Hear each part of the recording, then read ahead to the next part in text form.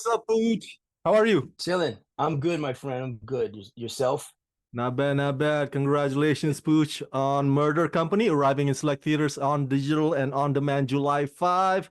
I very much enjoy Yes. this movie. It's kind of like Thank a you. cross between Saving Private Ryan and Inglourious Basterds, isn't it? A small ragtag soldiers. Yeah. I want to throw in also Spike Lee's Miracle at St. Anna. If you haven't seen it, definitely go check that out. So meshing all three of those together is what I'll definitely say. I was gonna ask, was that the impression that you got when you read the script? What was it about the script that stood out to you? I think great question too, Raman. Thank you for having me, my brother. Hmm. I think what brought me to this film was number one, my guy Shane Dax Taylor, the director, who was a friend of mine. He said, "Hey, I got a piece. I think you'd be great for it. Take a look at this."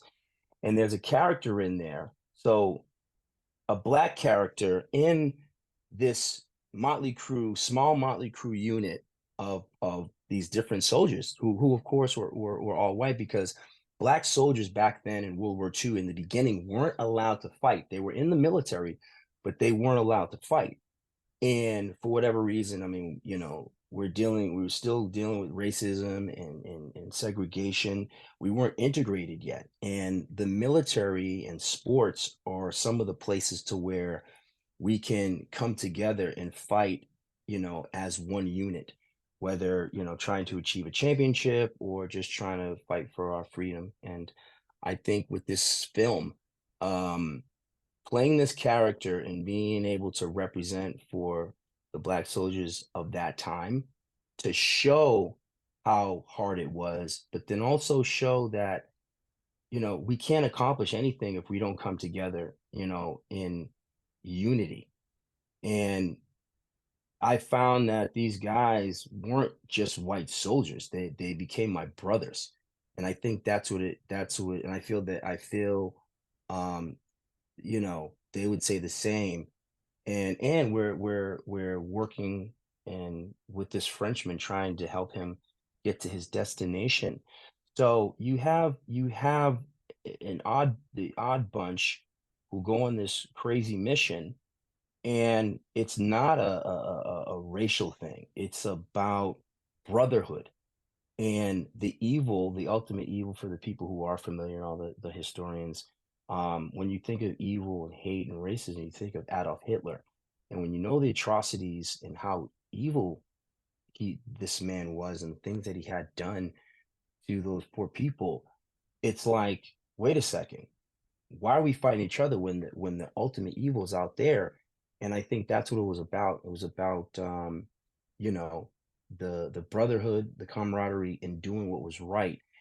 And it's always easy when you have the ultimate bad guy. Hmm. Um, and so, I love this project and I love my character being able to show that there's a reason why you guys should have integrated us, before.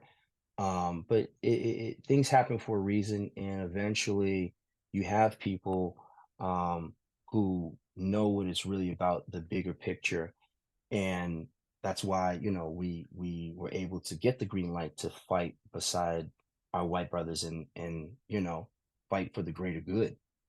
And I think that's what it was about for me. Now, you've played a football player before. You've played the half brother of a fixer before. For for this one though, did you hmm shadow an actual veteran or an actual soldier in your preparation for this character, or do you have a serviceman or servicewoman in the family? Well, my father, who just recently passed, both my father and my uncles, who are now deceased. My uncle, Uncle Butch, was Marine recon, and then my dad, who Hmm. was Army. Um, you know, my dad was, strict but fair, and always told me all types of different stories, and he raised me with respect, class, and being kind. He was very military, and, when he was in the Korean War, he didn't fight in Vietnam, he was in Korea, and, you know, he he loved everybody. And I think a lot of that had to do with being in the military. And that was one thing about my dad was, you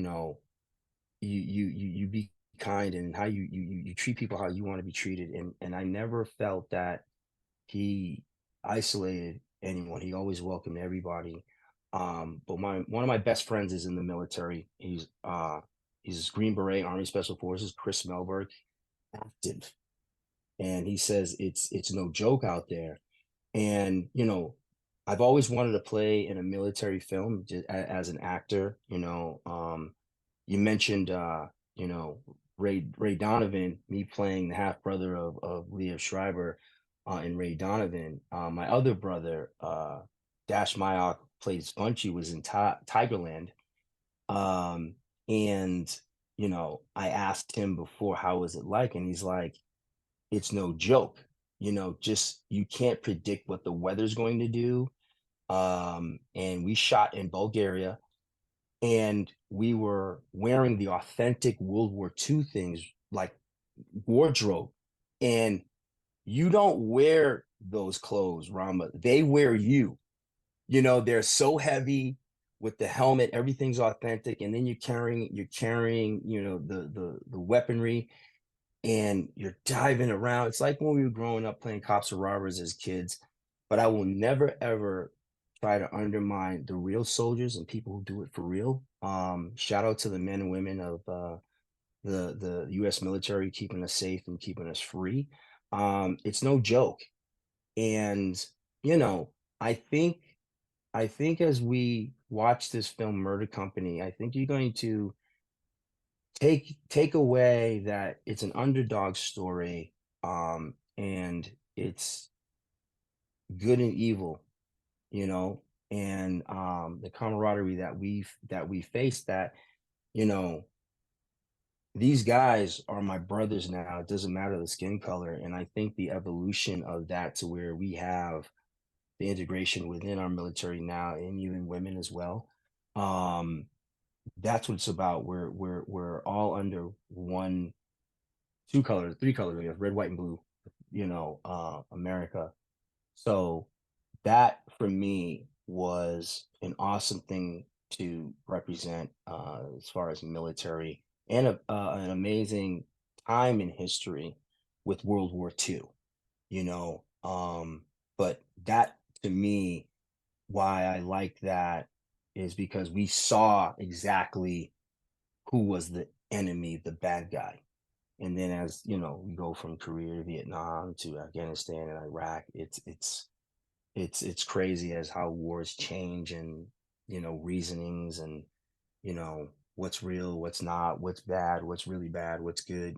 So I try to stay in a position of just doing the right thing, trying to love everybody, and you know, I don't choose a side. I just stay neutral and say, hey man, I'm about that love. But I know that this story is about an underdog group of guys who will go against the odds to achieve a mission. And I think that's what this is about. Um, see if they overcome, see what they go through. But I love playing Coolidge. Now, that actually leads to my final question, because it's a Hmm. deeper one. Because we look at the greatest generation with admiration and respect, rightfully Sure. so. What is it to you, the significance when you hear about the greatest generation, and why is it that we today can't repeat or can embody our own version of greatest generation again? I mean, we're so polarized, we're so divided today. Why can't we become a greatest generation of our own as well? I feel that's a great question too, Rama. In my opinion, and I can only speak for myself, Mhm. um, we have so many choices now where a person's version of good may be, you know, I only believe in this, and or this group, whatever, only believes in that.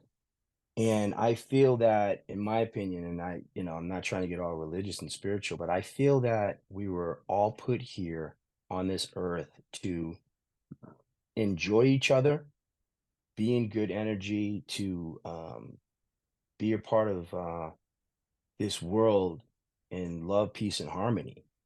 And there's enough of whatever you're looking for to go around.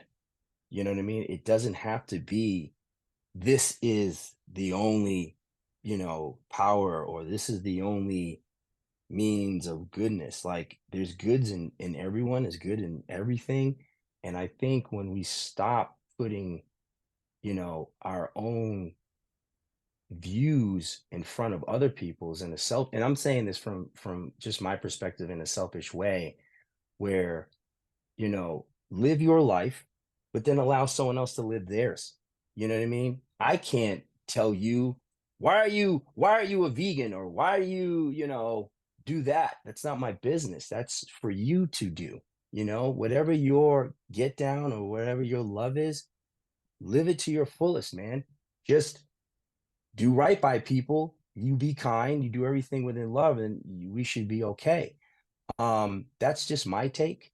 I don't have an opinion on what other people do, because they're living their life, and who am I to, judge them or tell them what to do? I have my own flaws and my own life that I'm trying to live. Like I'm trying to keep my side of the street clean.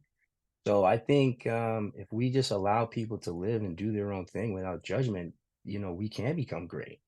You know what I mean? But it can't be based off of it only has to be this one way, because that's not how it really is, because we have so many different beliefs, cultures, and views and loves. Very well said. Fair enough. And for my fans at home, everybody go check out Murder Company, arriving in select theaters on digital and on demand July 5. Pooch, thank you for talking to me and congratulations. Thanks, Rama. You be well, man. Continued success, bro.